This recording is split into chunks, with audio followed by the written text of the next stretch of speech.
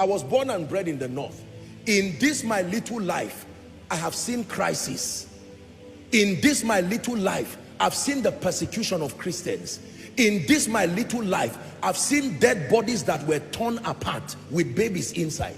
In this my little life, I've seen people who worship God and they don't know if they will be there by next week. That is faith. I thank God that he started with me from the north. I've seen all kinds of things. All kinds of things. If I tell you I love Jesus, believe me. Let me tell you this. I'm a young man, but I have been privileged to be around a few crises, including post-election violence. When the violence happened in Jos, I was there. I was in town. There were a few uprisings that have happened in Zaria. I was there.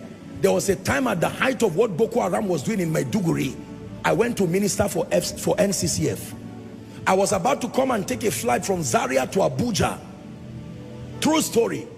And then they canceled the flight. Then I think it was an airline called, well, I won't mention the name.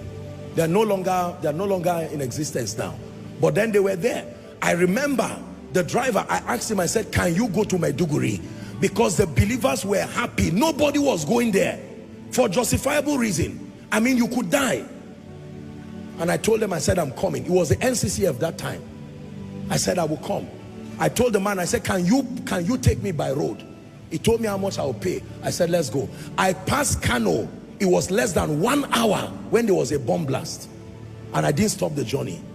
We went to a place called Potiskum. And there they had closed because the military were protecting those areas. I'm not saying that to command sympathy. I'm saying somewhere in the journey of your life, you will be faced with a situation where you will choose between Jesus and this life. It is milder for others. Some never even experience it. But my goodness, for some, that is the last badge they carry as they transit. You are not a true Christian if you are not taught this. That night, I did not sleep in Potiskum because of poverty. I was not poor. It was the privilege of the fellowship of the cross. We got there, it was night. They had closed the place because, you know, fightings and the rest were going on. And I remember sleeping, that mosquitoes and everything, there were piles of cars. And I remember a joy welled up in my spirit later in the night. I said, I'm doing this for your glory, with all honor, with all honor, with all honor.